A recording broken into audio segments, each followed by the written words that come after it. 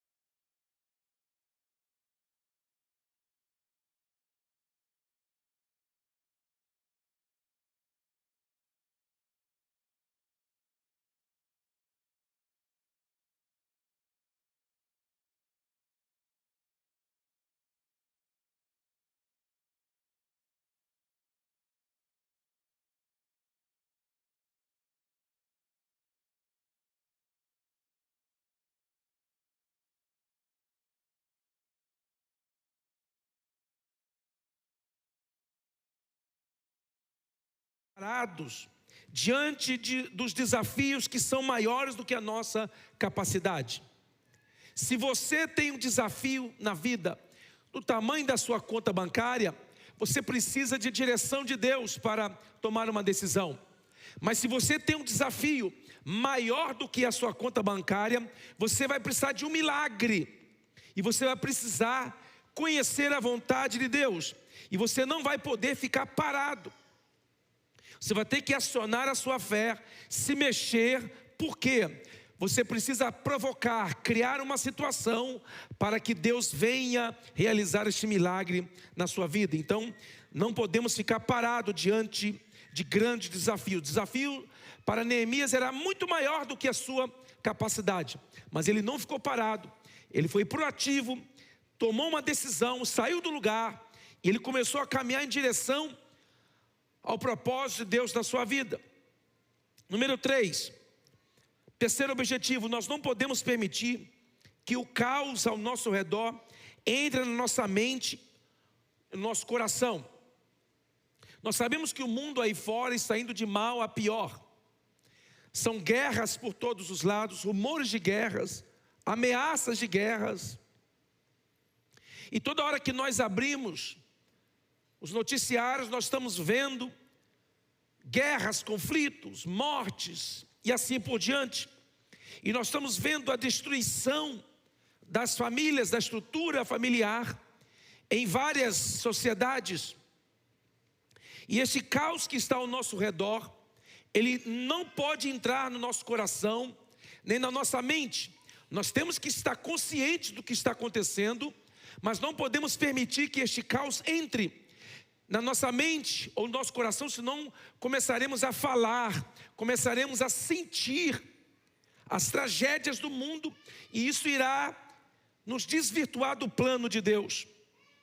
Quarto objetivo: colocar a nossa confiança total em Deus, sabendo que as pessoas fazem parte do plano ou do propósito de Deus na nossa vida. Nós precisamos entender isso, que Deus usará pessoas.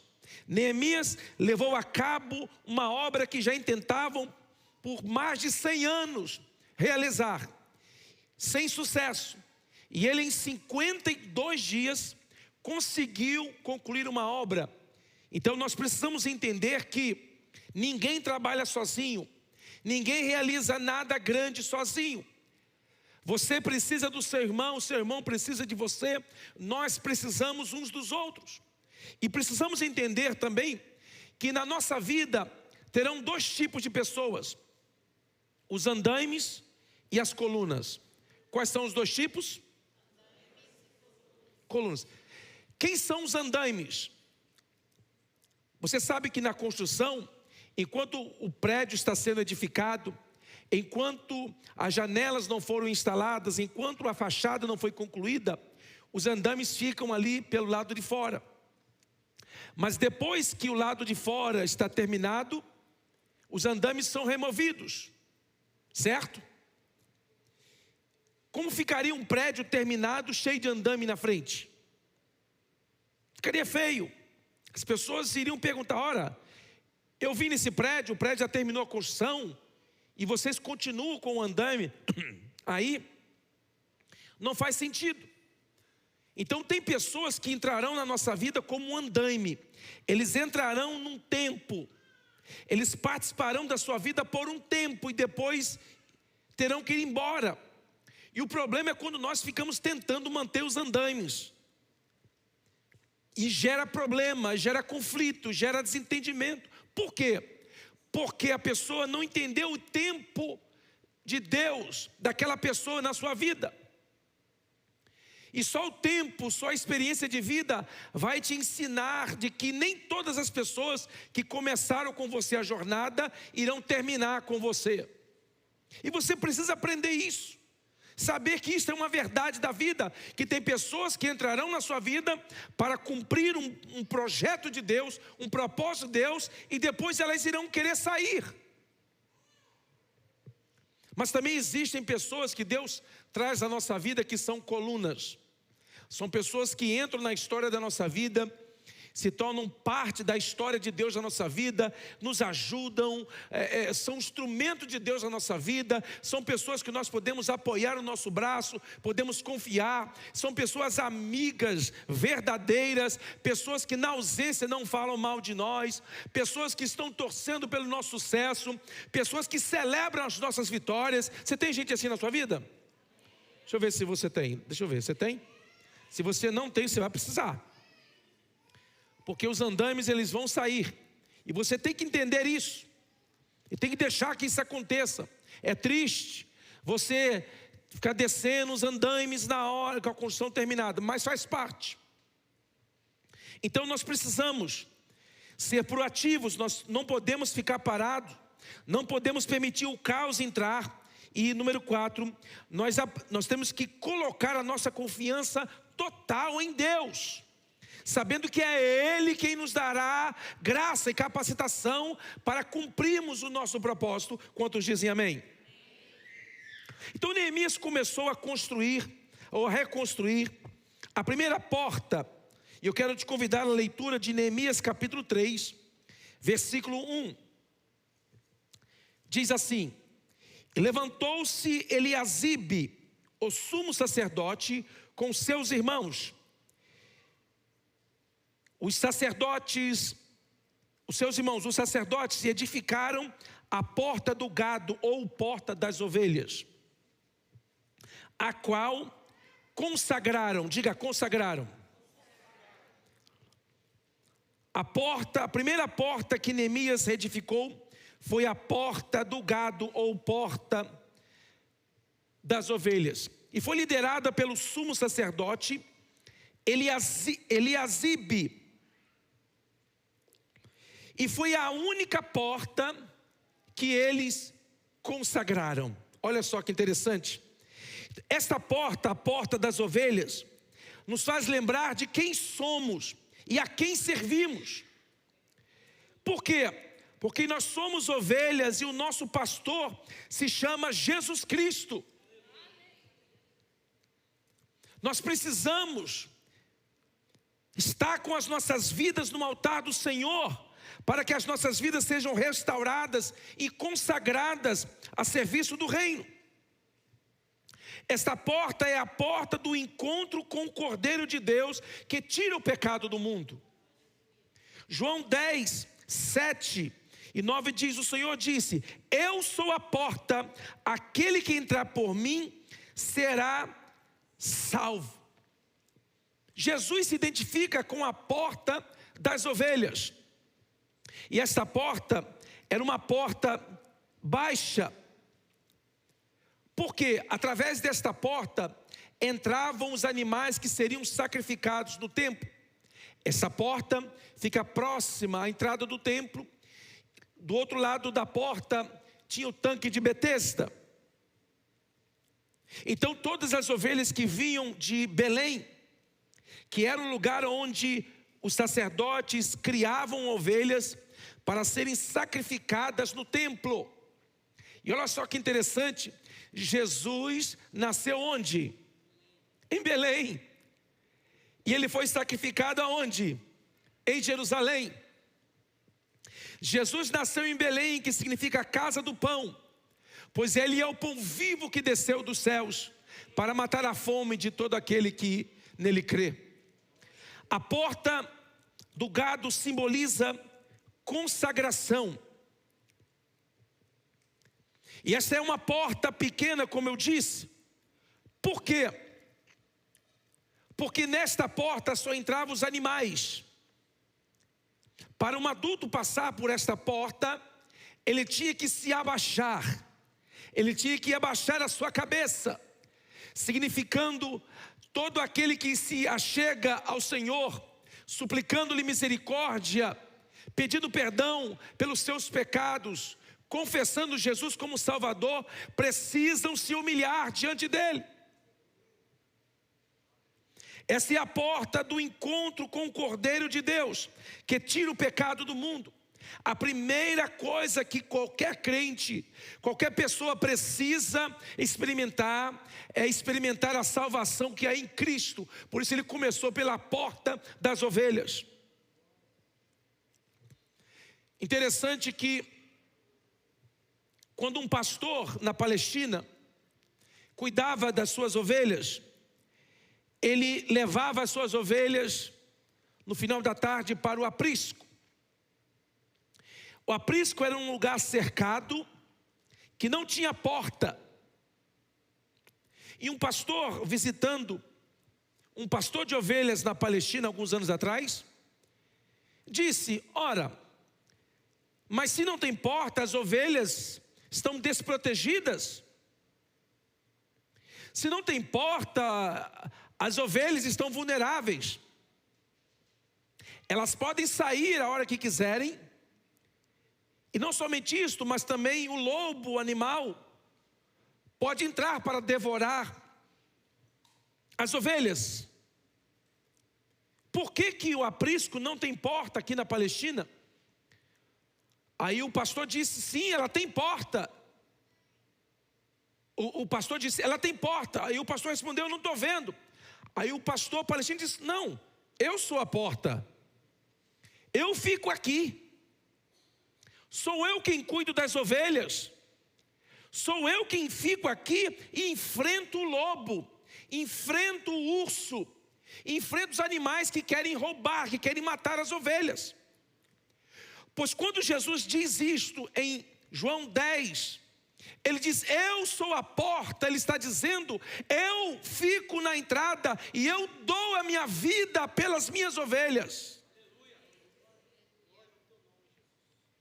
A primeira experiência que nós precisamos é a experiência com o Cordeiro de Deus.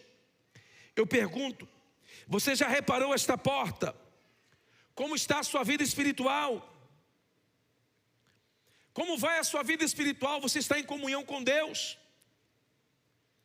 Outro detalhe: a primeira porta foi edificada pelos sacerdotes. Por quê?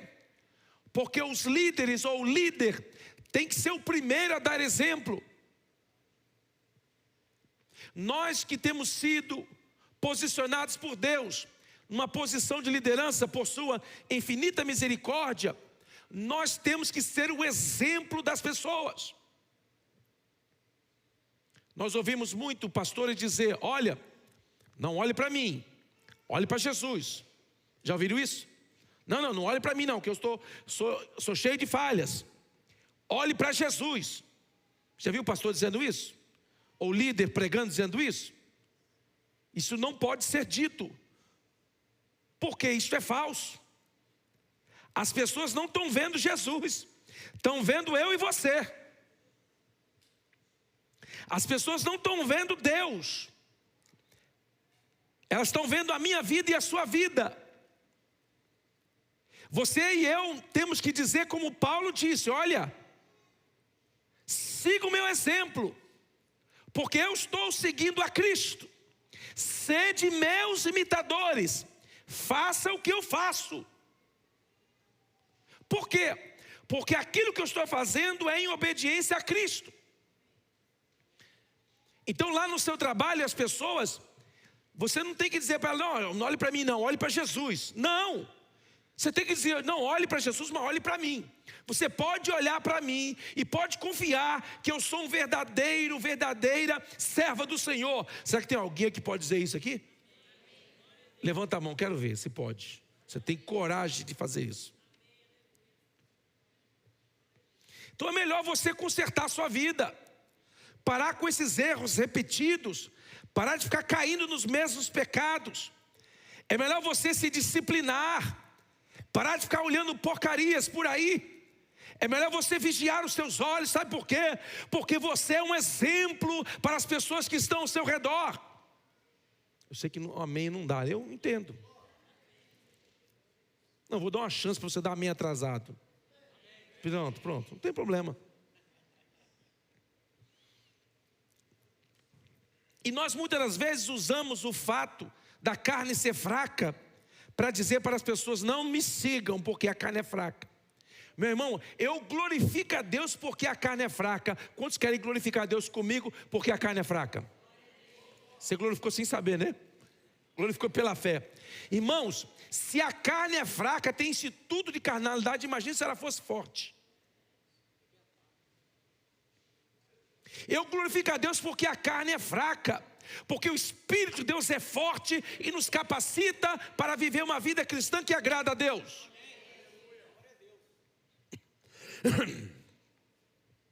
Esta porta foi consagrada.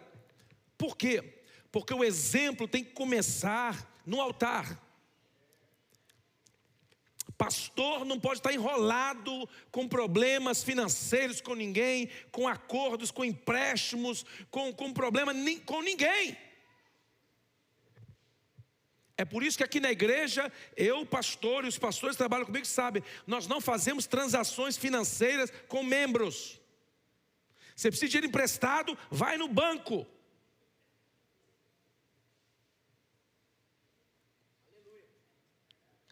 É claro que uns amigos, né? Assim, a gente de vez em quando socorre um outro, a gente sabe. Então quando alguém chega pedindo dinheiro para você, a pessoa te mediu, viu que você tem. Isso já é um bom sinal. Então assim, eu já pedi dinheiro emprestado aqui, o pastor André já me emprestou dinheiro uns anos atrás, né, pastor André? Eu emprestei para ele também, fiquei devendo, paguei e depois ele me pediu. Mas é assim mesmo. Então eu sei. Então assim, eu não estou dizendo isso, não estou sendo radical. Mas pastor de igreja, ficar fazendo acordo com membros de igreja, vendendo coisa para a igreja, fazendo negócio, levando você para pirâmides comerciais, meu irmão, aqui na aba não tem isso não. Pastor tem que viver uma vida limpa, íntegra, para ser o exemplo do rebanho. Por isso que o primeiro a edificar a porta foi Eliasibe, o sumo sacerdote. Ele pegou a família dele e falou dizer: gente, vamos ser um exemplo para esse povo. Vamos dar um exemplo para esse povo. Vamos viver uma vida limpa, vamos pagar os nossos impostos direitinho, para ninguém nos acusar de estarmos sonegando imposto. Tempos atrás eu tenho uma pessoa a contadora que faz meu imposto desde quando cheguei aqui na Flórida. Na verdade é desde Boston. Ela trabalhava para a mesma empresa lá em Boston. E aí eu faço um imposto com ela todos os anos. Ela que cuida dessa área. E ela falou: pastor, você vem aqui, eu fico até triste, porque todo mundo que vem aqui, quase todo mundo quer tentar de um jeito inventar despesa e colocar despesa para tentar se safar de imposto, e você chega aqui e fala: não, é o que é isso aí. E eu fico triste, pastor, porque você acaba pagando mais imposto, e aqui os contadores, eles se gloriam de ter feito você pagar menos imposto possível. Sim, se está dentro da lei, maravilha, mas quando você fica inventando: não, eu comprei 14 tênis, cada tênis foi $500. Aí você vai pagando menos imposto. Quem faz imposto aqui sabe, né? Quem paga imposto aqui? Welcome to the club. Aí ela falou: pastor, por que é que você não coloca umas despesas a mais aí, pastor, para amenizar essa conta sua? Aí eu falei para ela: sabe por quê? Porque eu sou pastor. Mas eu vejo pastores fazendo isso aqui. Não pode falar, obviamente. Falei: olha, mas tem um problema. Você não é crente. E se eu convidar você para ir na minha igreja, e eu estiver pregando, falando de seriedade, santidade, você vai fazer assim: Você não pode falar, confidência no seu trabalho. Mas você vai assim: esse pastor aí, Ela: verdade, nunca tinha pensado nisso. Aí ela falou para mim: pastor, se algum dia eu for crente, eu quero ser da sua igreja. Ela falou isso para mim, o Júnior sabe disso. Ela fala: por quê? Porque o exemplo tem que começar do altar. É por isso que aqui no púlpito, por exemplo, todo mundo que canta e toca aqui na igreja tem que ser dizimista. Porque já pensou tiver ladrão tocando, ladrão cantando, ladrão pregando? Eu amaldiçoo as finanças da igreja quando eu trago pessoas que não têm aliança com Deus. Então todo mundo, todos os obreiros da igreja tem que ser dizimistas. De vez em quando eu dou uma olhada. Não olho sempre, mas de vez em quando eu dou uma olhada. Nos obreiros só, nos crentes eu não olho não. Mas nos obreiros, quem está em atuação, todo mundo. Não dizima, pede para dar um tempo. Ah, pastor, mas a família tal vai sair da igreja. Não importa. Porque se eu não cuidar disso, eu trago maldição financeira para a igreja. Já viu igreja que vive só quebrada, só no vermelho? É porque não leva com seriedade a obra de Deus. Qualquer um canta, qualquer um toca instrumentos. Aqui até os músicos que são contratados, que não são da igreja, tem que ser crente, tem que ser casado, marido de uma mulher, tem que viver uma vida limpa. E quando eu descubro que não é, dispenso com amor e com carinho. Meu irmão, vá acertar a sua vida. Quando você acertar, você volte. Por quê, pastor? Porque o exemplo começa com o sacerdote, com Eliasibe. E quando ele consertou aquela porta, ele consagrou aquela porta. Para quê? Para que as ovelhas que entrassem ali eram consagradas para o sacrifício do templo. Jesus Cristo é a porta, é o acesso. E nós entramos à presença de Deus através de Jesus Cristo. Ele é o único caminho. Ele não é um dos caminhos, mas Ele é o único caminho. Então a primeira porta é a porta das ovelhas. Segunda porta, porta dos peixes. Neemias 3:3. Por favor, abra aí, por favor. Neemias 3:3 diz: e a porta do peixe edificaram os filhos de Senaá, a qual emadeiraram e levantaram as suas portas com as suas fechaduras e os seus ferrolhos. A porta do peixe era a porta dos pescadores.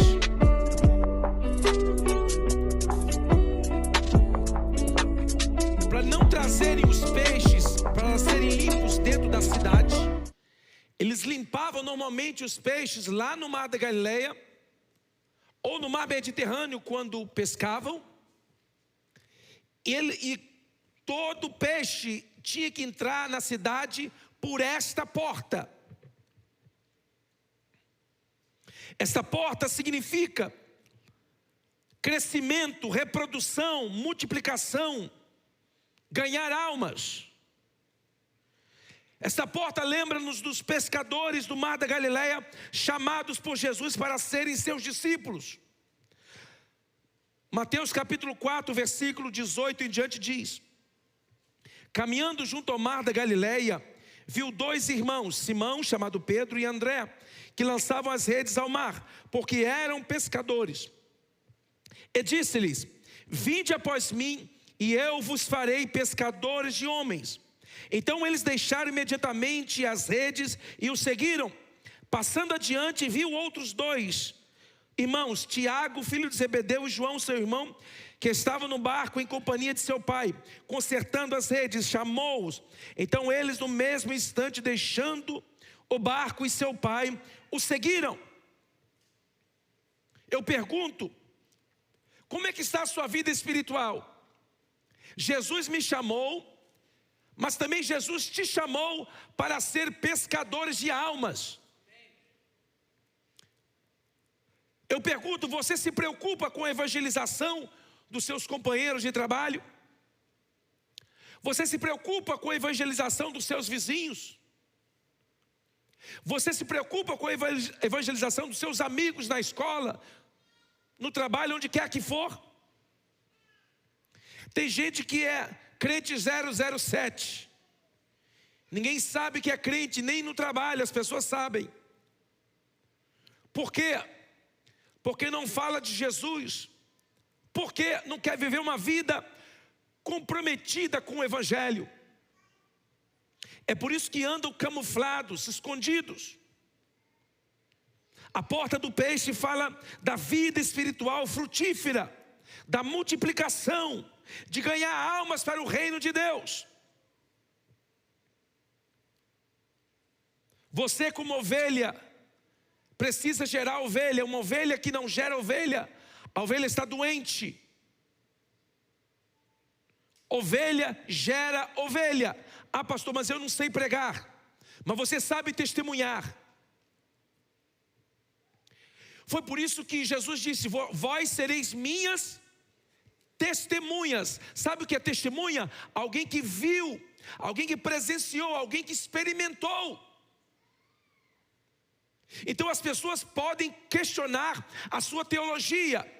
As pessoas podem perguntar: me prove que Jesus é Deus.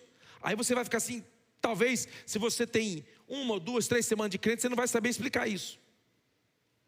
Mas se você já tem mais de 3 anos de crente, é um dever, é uma vergonha você não saber explicar a divindade de Cristo. Você pode não saber explicar teologicamente assuntos complexos, mas você pode dizer: olha, eu não sei explicar isso não, porque eu aceitei Jesus recentemente. Então eu vou fazer o seguinte: olha, eu vou marcar com um pastor, meu pastor, um pastor da igreja, para vir aqui te explicar isso aí e responder para você.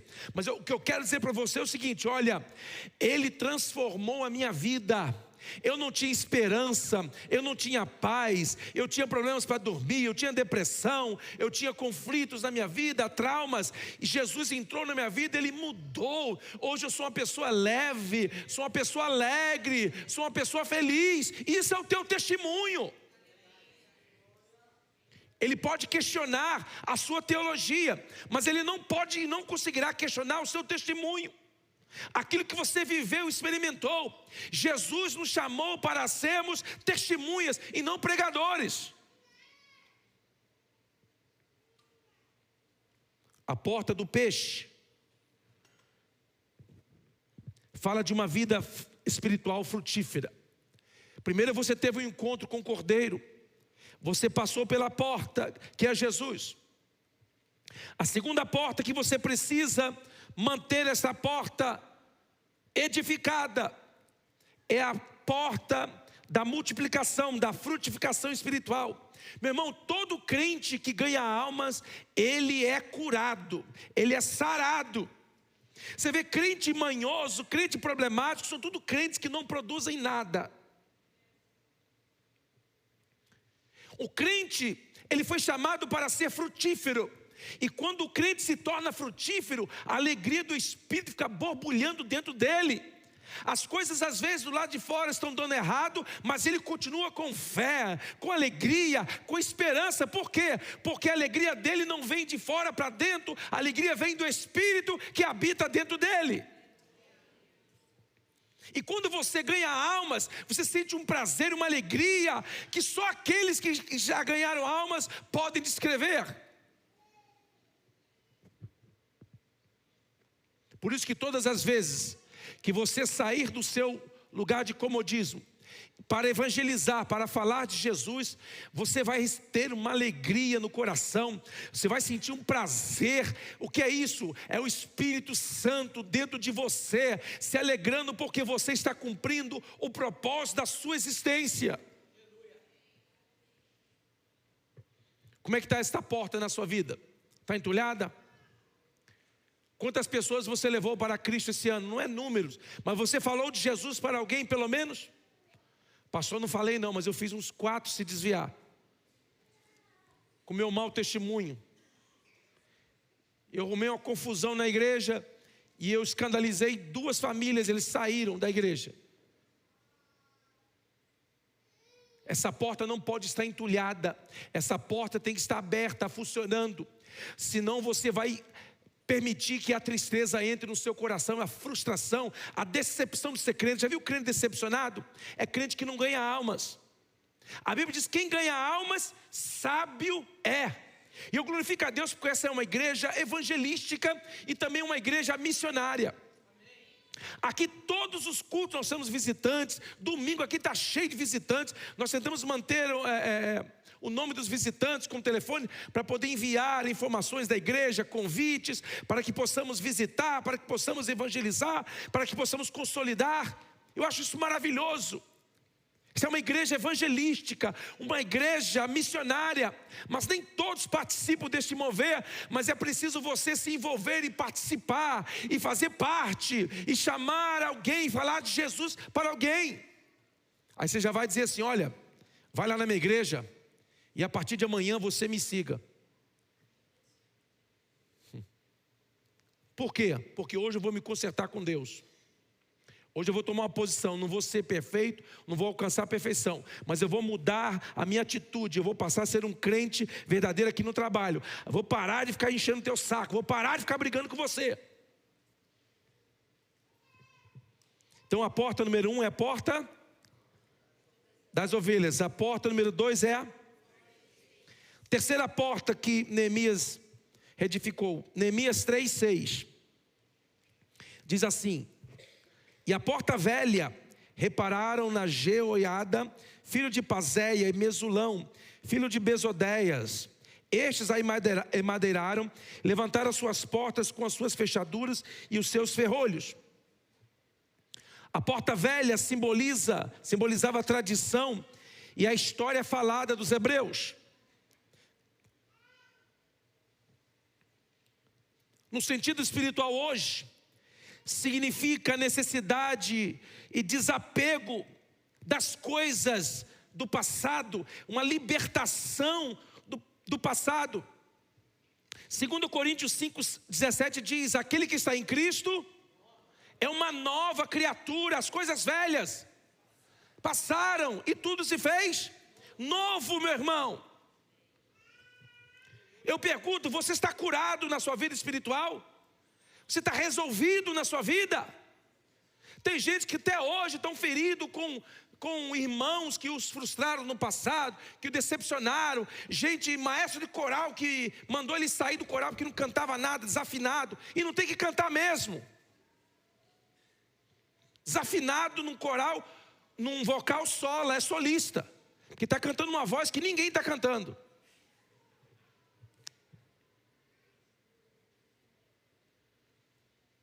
Aí tem pessoa que fica ofendida com isso. Quando se fala a verdade, pessoas muito mal resolvidas, pessoas com problemas emocionais, má formação emocional, psicológica.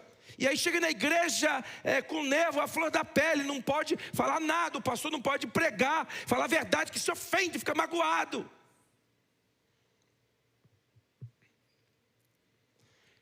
A porta velha fala de algumas coisas na nossa vida que nós temos que deixar no passado, meu irmão.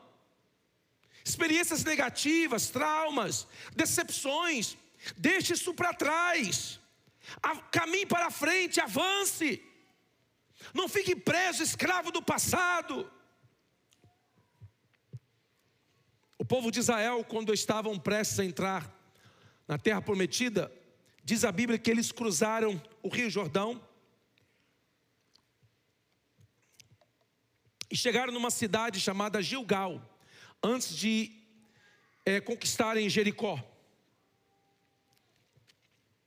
Gilgal significa círculo. Então a primeira cidade que o povo de Israel entrou na terra prometida do lado oeste do Jordão foi Gilgal. Quando chegou em Gilgal, depois de atravessarem o Rio Jordão, Josué disse: Senhor, o que eu faço? Deus disse para Josué: Josué, eu quero que você faça algumas coisas. Primeiro, eu quero que você celebre a Páscoa, porque durante 40 anos que vocês peregrinaram no Egito, vocês não celebraram. Eu quero que vocês celebrem a Páscoa em Gilgal. Volte a celebrar a Páscoa em Gilgal. Número 2, Josué, eu quero que você circuncide todos os homens que saíram, que nasceram no deserto. O quê? Circuncidar homem de 40 anos. Porque o mais velho tinha 40 anos. Imagine que situação. Logo após eles tinham que guerrear contra os moradores de Jericó. E agora Deus diz: eu quero que vocês circuncidem todos os homens, porque a minha aliança com o povo de Israel é uma aliança de sangue. E uma aliança de sangue não pode ser quebrada.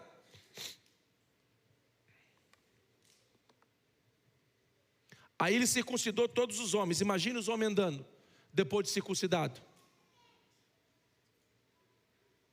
Jururu, chateado, triste, abatido.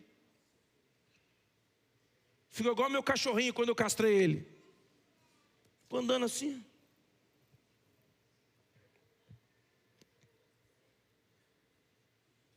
Sabe o que Deus disse para Josué? Josué, eu quero que você pegue esses homens, tudo que estão aí choramingando, e homem é mole. Não os da nossa igreja, o pessoal das outras igrejas. Consertei a tempo. Passa mal, fica 15 dias. Eu vejo lá no consultório, minha esposa arranca um dente de um homem. Uma semana depois o cara entra no consultório de pijama, mancando. Fala, mas arrancou só um dente. As irmãs arrancam o siso. No dia seguinte está trabalhando, limpa 4 casas. E os homens entram mancando. Pegou a semana de off. Por quê? Arrancou um dente. Por que você está mancando?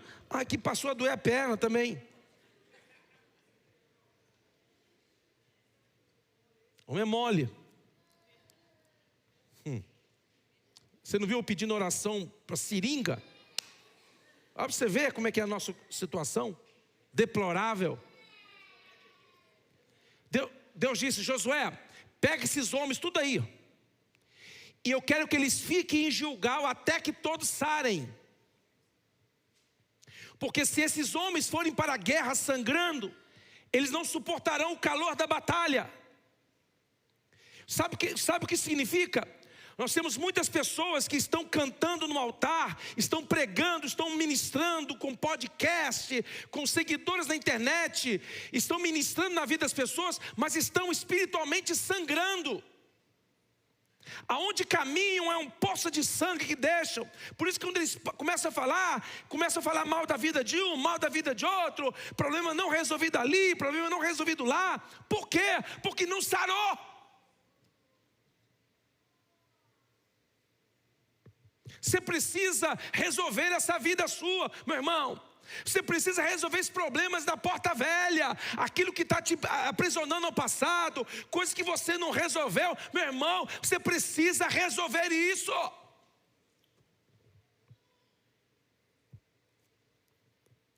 Não seja refém do seu passado. Quando você começa a viver a vida cristã, você vai ter que aprender a ter memória seletiva. O que é a memória seletiva? Você se lembrar de algumas coisas e esquecer de outras. O profeta disse, olha, eu quero trazer à memória aquilo que pode me dar esperança. Você não pode deixar que o passado fique assoprando pensamentos no seu presente, limitando o propósito de Deus na sua vida hoje. Meu irmão, restaure essa porta na sua vida, construa sua vida espiritual, emocional, se estruture. Por isso que na igreja, este ano tem sido um ano de ministração e de cura espiritual, ministração da palavra. Nós estamos tendo aqui as mentorias nas terças-feiras aqui, que nós estamos tendo mais de 90 pessoas vindo às terças-feiras estudar a palavra de Deus. Você acredita nisso, crente? O que é isso? É vida que está sendo gerada, é palavra que cura. Não é diversão, não é entretenimento da igreja, mas é ministração da palavra que cura as pessoas. Agora, se você não quiser ser curado, por exemplo, eu vou no médico. A minha médica, ela mandou fazer um monte de coisa. E eu não fiz. Muita coisa. Ela falou para mim, pare de beber café. Senão você vai continuar tossindo. Como ela não manda na minha vida, mas só ela que manda. Ela é boazinha, deixou eu tomar 2 vezes por dia só. Aí eu fico tossindo um pouquinho. Põe uma balinha na boca, house, para não tossir. Por quê? Porque eu não quis obedecer. Se você não quiser ser curado, resolvido, não adianta o pastor ficar aqui pregando, esperneando, gritando, pulando, falando língua estranha e dando salto. E se você não quer ser curado, não adianta querer empurrar a cura. Você vai ter que receber pela fé. Você vai ter que aceitar ser confrontado por um pastor mineiroca, que vem falar o que você não quer ouvir. Ah, pastor, mas eu queria uma palavra de me levantar o meu ânimo. Estou levantando o seu ânimo. Retifique isso, conserte isso, põe isso em ordem. Não deixa o diabo ficar te puxando pelo pé, senão você não vai alcançar o que Deus tem na sua vida. Pare de falar do seu passado.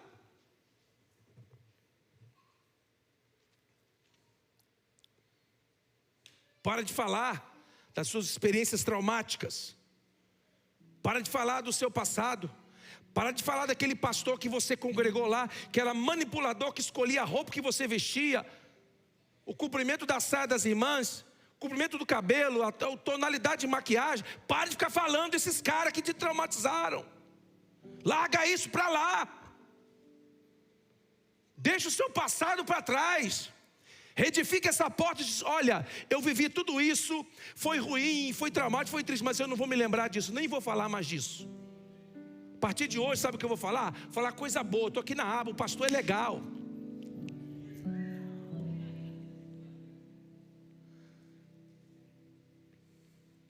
Pastor é gente boa. Dormindo.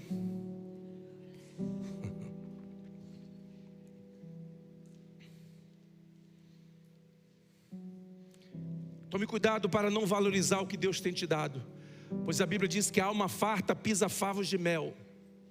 Quando você tem abundância a algo, você tende a não valorizar.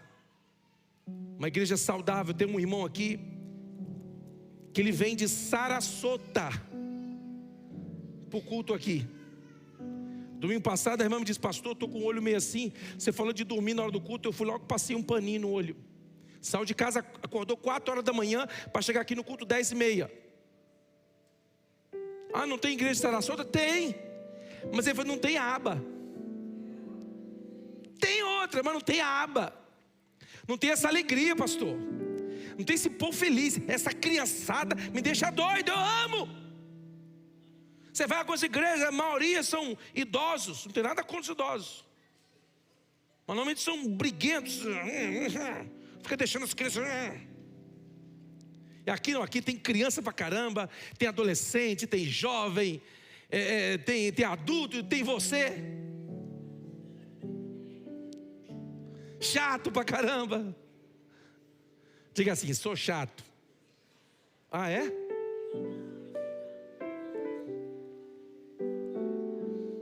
Reedifique. Porta da ovelha, porta do peixe, a porta velha. Dê um passo para frente na sua vida espiritual. Diga: olha, eu vou me sarar. Eu vou parar de ficar pensando que todo mundo é igual. A namorada que eu tive, a mulher que eu me casei, que me divorciei, o marido que não prestava, o pastor que não valia nada. Eu vou parar de ficar bebendo desta água. Eu vou levantar minha cabeça, eu vou me sarar disso. E sabe como você se sara disso? Com palavra de Deus. Palavra como essa que te confronta, que te desafia, para você ser produtivo na vida, para você crescer, para você multiplicar. Já pensou você, antes do final do ano, você ganhar uma alma para Jesus? Uma alminha só. E não fazer mais ninguém se desviar. Já precisa você conseguir essa proeza? Você vai ficar feliz de ver o irmão que você ganhou para Jesus, a irmã que você ganhou, vindo para a igreja, se batizando, você, uhul!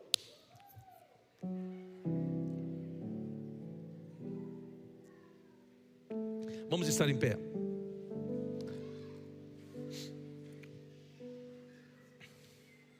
Deus tem decretado sobre esta igreja um novo tempo. Um tempo de crescimento. Um tempo de multiplicação. Um tempo de fartura, de prosperidade, de generosidade. E eu tenho visto isso acontecer. São inúmeras pessoas recebendo de Deus resposta. Lembra que semana passada eu falei que Neemias reedificou as 12 portas em 52 dias, lembra disso? Aí eu falei, dentro de 52 dias, se você crer, Deus fará algo por você. Lembra que eu falei isso? Alguns crentes creram. E eu não posso obrigar você a crer. Teve um irmão que me testemunhou, né, o esposo da irmã aqui, disse: pastor, eu criei. Chegou meu permissão de trabalho de 5 anos. Eu nunca vi permissão de trabalho de 5 anos. Permissão de trabalho normalmente é de um ano em ano, né? O dele veio logo de 5 anos de uma vez.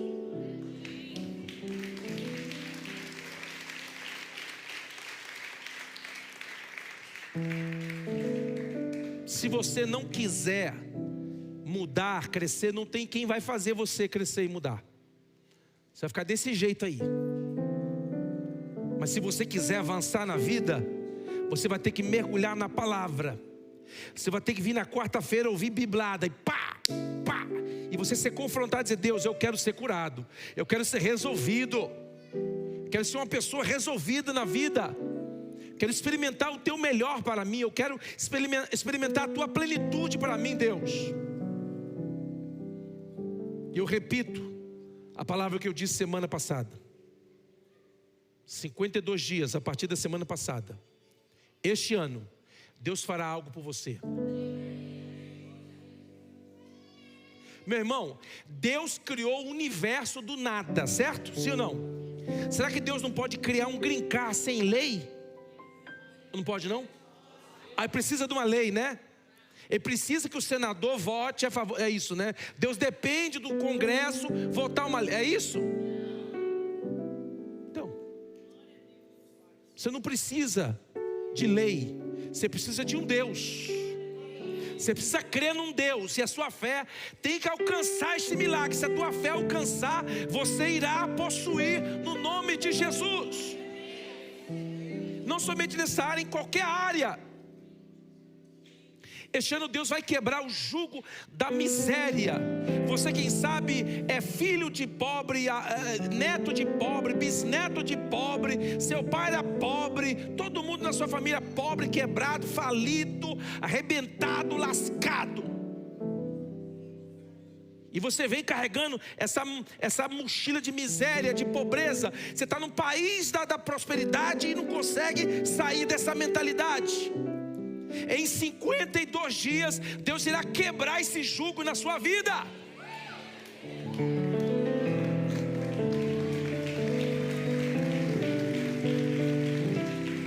Eu não estou dizendo que você vai ficar rico, porque nem todo mundo pode ficar rico. Ser rico é uma chamada, sabia disso? É igual casamento, é uma chamada.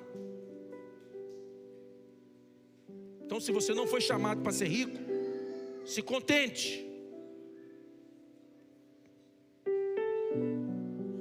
Outro dia um menininho perguntou: pastor, você é rico? Aí eu fiquei assim pensando, eu falei assim: meu Deus, me dá graça, eu não posso me rebaixar, me guarda, Senhor. Aí eu deixei ele ficar pensando: não, eu sou abençoado. Eu não quis dizer que eu não sou, porque Deus pode fazer ou não, mas eu não tenho ganância nenhuma para isso. Se acontecer, vai ser um acidente, eu vou tropeçar e chegar na riqueza. Mas se depender de mim correr atrás, meu irmão, até hoje não corri, vou começar a correr agora. Mas eu não quis assumir, pastor André. Quando ele disse, eu ia dizer, não sou eu. Não, eu falei assim, não vou me rebaixar. Eu vou aceitar pela fé essa palavra.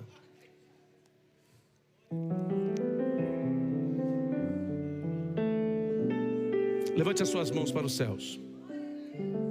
Senhor, nós queremos te dar graças pela tua palavra.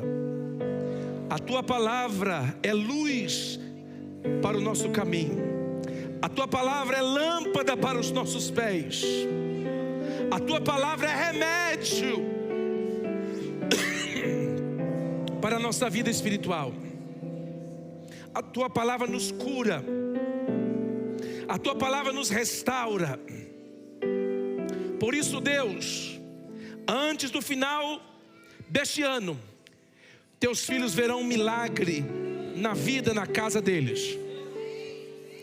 Eu declaro em nome de Jesus Cristo: seja feito segundo a sua fé.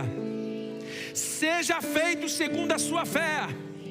Em nome de Jesus Cristo, você vai frutificar ainda este ano.